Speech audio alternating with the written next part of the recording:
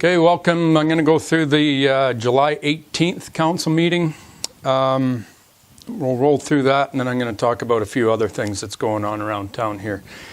First thing that we went through, Sarah Peck gave us the secondary suites evaluation criteria, and basically what this is doing is just updating when somebody develops a secondary suite, what the criteria is that they have to meet with our planning department to make sure that thing's built properly. So on the secondary suites piece, pay attention to the Land Use Bylaw Major review that we're going through right now.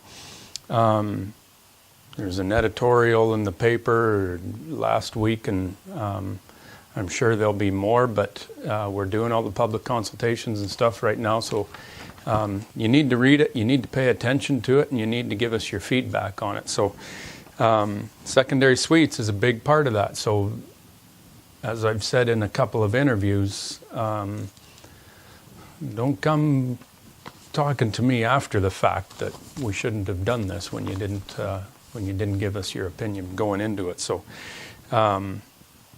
be very careful about that.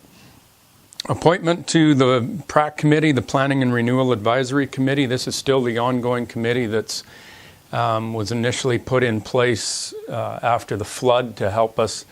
All the downtown stuff was run through this committee, and they gave us the recommendations on how to do that, and it continues on with lots of other things, which next year they'll be moving into the alleyways and mews that are downtown in the back alleys and that connect 3rd and 4th and over to the post office, those kinds of things. So this group is still active. We appointed Tony Marshall to the group. He's kind of been an ad hoc member up until now, but he's a direct member of this group. So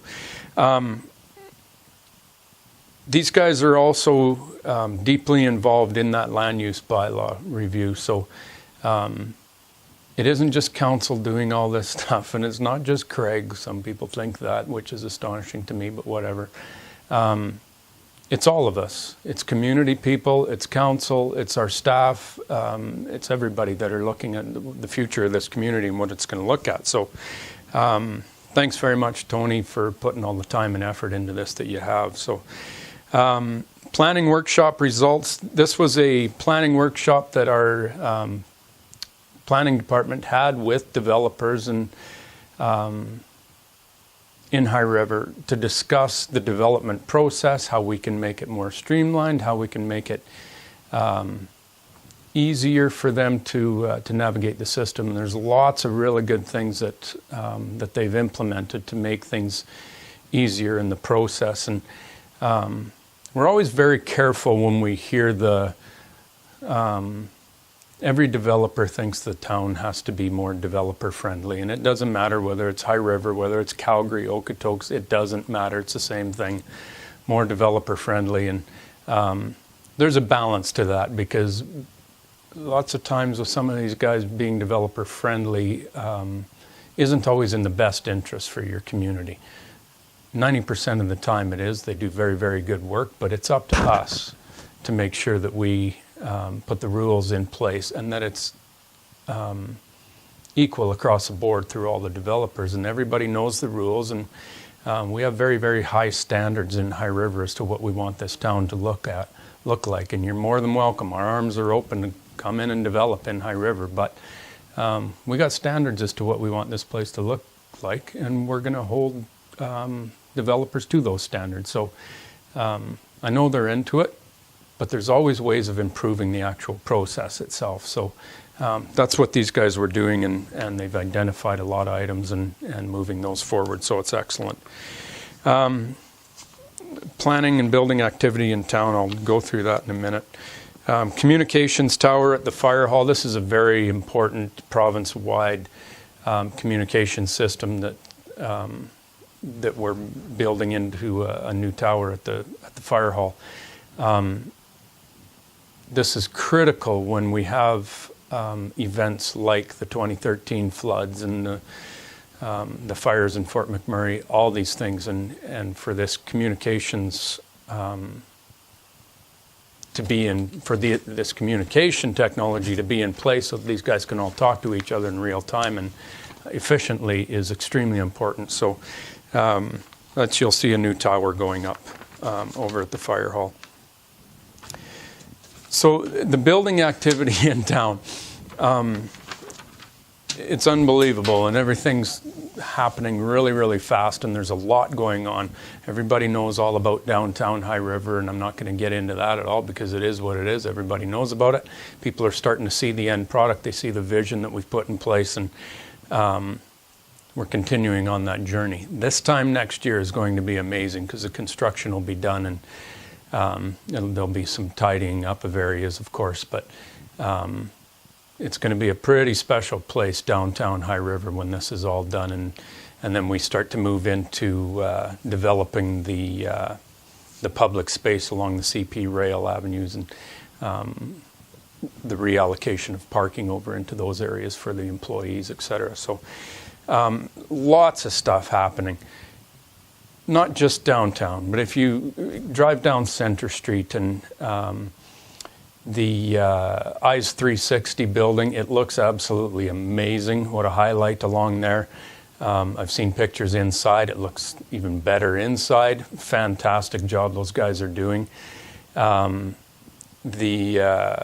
building just to the two buildings north of them, we've held that developer accountable to get the landscaping put in place, and you see the trees and the sod that's going in there to make Center Street look better, and lots to be done along Center Street. There's a lot of work over the next number of years for that street. The pedestrian lights on 12th Avenue, that was an extremely important thing that council pushed for last budget, not to have a full lighted intersection so that we're stopping every 500 meters, but those pedestrian lights so that the kids can, or adults can hit that light and it's noticeable. The ones that were there before were not very noticeable, but safety's priority on there. And so those lights are going in, that's excellent. Southwest berm, I'll just touch on that because everybody's always curious as to where we are with that. We are still dealing with the residents in the MD, and not just in the MD, but in the town, people that are affected by the construction of this berm, and going through things and making sure they have the proper information and how it affects their property, and negotiations, how compensation is going to work in that area. It's a long process, and every individual is a little bit different. So a lot of work going on with that.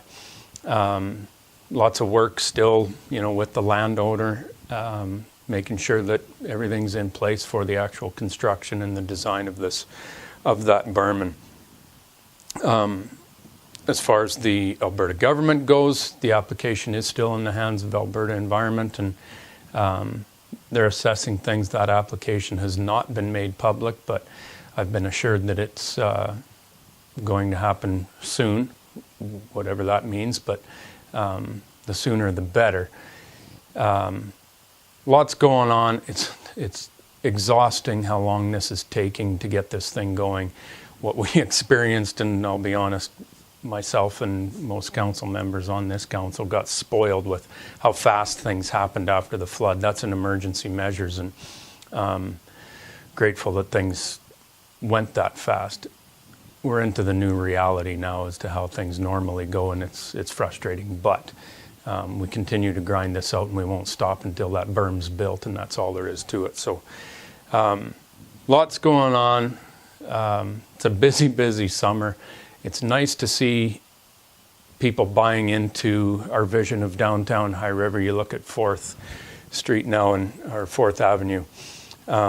The farmers market is beyond a success, and it continues to grow, and excellent work that Orvella and the Snaps group have done to make that happen.